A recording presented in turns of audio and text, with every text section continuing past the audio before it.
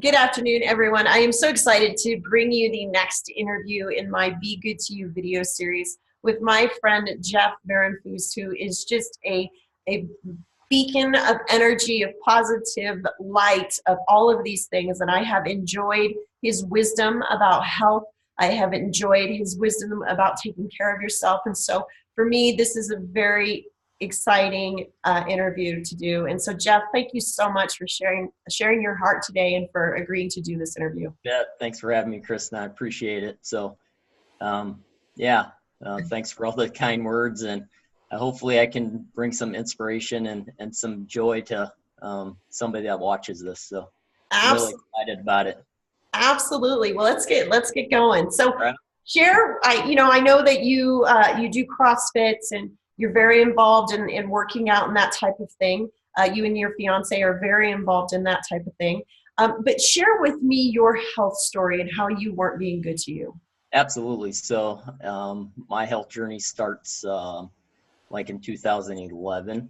I was super unhealthy. So, I was working in the corporate world. I was working a high stress job. So I started back in the corporate world in 2000. So I was very active in high school. I played college baseball and I had a career ending injury. I dislocated my shoulder and I couldn't play baseball anymore. I didn't go to school for education. I went to school to continue my career in baseball. And I found a place of employment with Pella Windows, and I worked my way up into the company, and I found it very fulfilling. And I was just I was I was very passionate about leading other people. So I worked my way up into the company over the years, and in my last position there was a department manager, and I was in a very stressful job, just with the high performance levels and the metrics that we had to hit.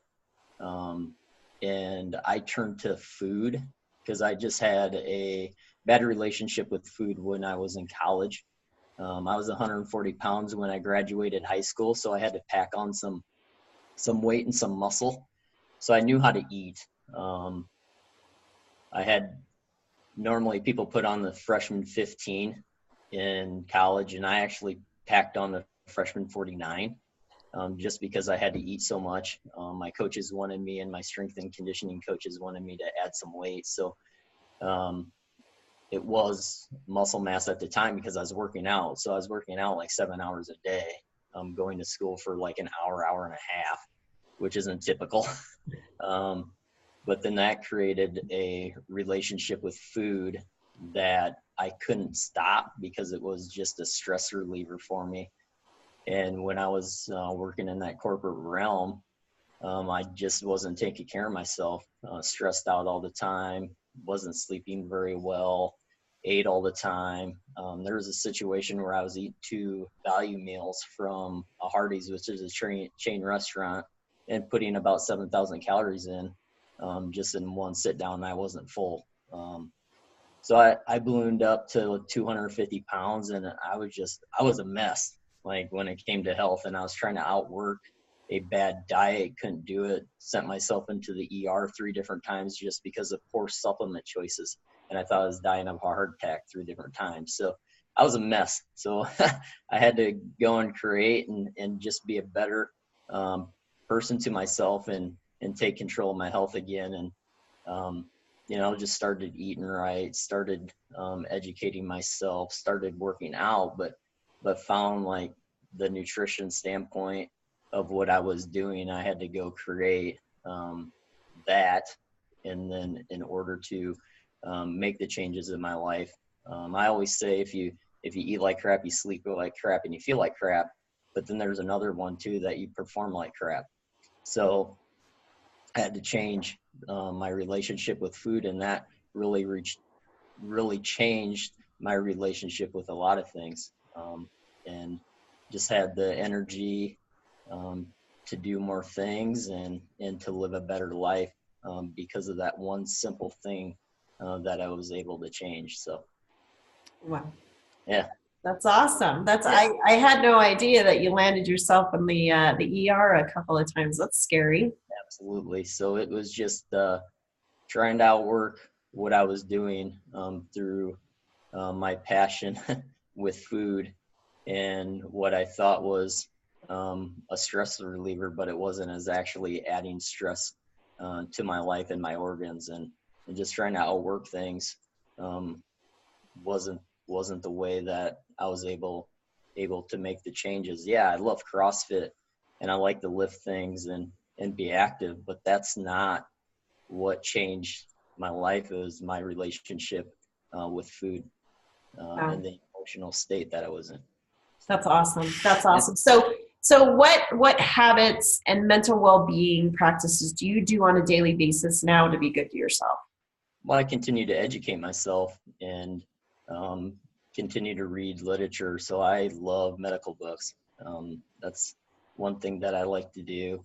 And I'm sure not a lot of people like to dive into that stuff, but that's one thing that I like to read about. I like the anatomy and how things work in the body.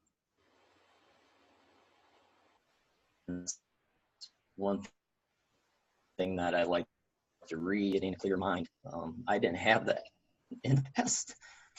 Excuse me. And that has created a better mental well-being, and that's probably the most important thing. It's just having a closer relationship with God has been probably the most important thing, and that's really has started just recently, probably the last year and a half. As my journey has been a lot clearer, and mental well-being with that has really turned things around, and just having that mental clarity of what my life is supposed to be like, and how I'm supposed to help people with the gifts that I've learned, and the tough times that I've had, and just being that support and guidance for somebody else that I can be. So having just the mental clarity and just doing those daily things and daily habits of just micro habits of, devotions has been a wonderful thing in the scripture, but also just living that out in just the micro habits of health, and learning that, fueling myself the correct way, and putting the proper food in my system, because it's the only body that I have, and it was created for something special, and to give the gift to other people through coaching and through CrossFit coaching, and just the encouragement for people. That's the clarity that I have moving forward, and the passion that I have. So. Oh. Well, I know this about you, Jeff, and that is one of the things that I just value so much about you, is that you are not afraid to share your heart. You are not afraid to be vulnerable. You are not afraid to be emotional. And that's what speaks to people, because you have been given a second chance, so to speak. And you're listening to things through such a different filter now. And that's what speaks to people. And truly, that's what speaks to people. Yep, absolutely. And I have more emotion now than I used to. I used to be a pretty cold guy, and I would say myself, I had a pretty dark heart at times. And just to bring that out, and to not worry about what other people think, I think that's the biggest thing that I've learned. Is I used to try to please people, and I just had, that was a bad place to be, trying to please people. But that really put me in a bad spot too, and to not think I have to please everybody, but to live the life that I'm meant to live, and not think about what other people are going to think of me. That has been very mind clearing, just understanding the purpose that I have in this life, and understanding that to the fullest, and sharing that with others, however that sees fit, and whoever's going to gravitate towards what I have to say, um, that's just freeing to me. Absolutely. That is the right word. I mean, you cannot say the wrong thing to the right person, right? Okay. So, so with that being said, what advice would you give to others to encourage them to be good to themselves? My encouragement's never too late to start, and it's different for everybody. And if you want to live the best years of your life, all you have to do is make that commitment and understand what that is for you and what that looks like. What does this better version of yourself look like? And start living that out, how you are today, and gravitate towards how you want to be, that better version of yourself in the future, because it's never too late to make a change. You can make a change today, you can make a change tomorrow, but it's never going to be too late to be better to yourself. And your future self will thank you for that. Absolutely. Absolutely. I mean, there's nothing more true than knowing that it's never too late. If you wake up and your feet hit that floor and your eyes open, you have a chance to make a difference that day, right? Absolutely. Absolutely. And it's never too late, and it's never too late to forgive yourself too.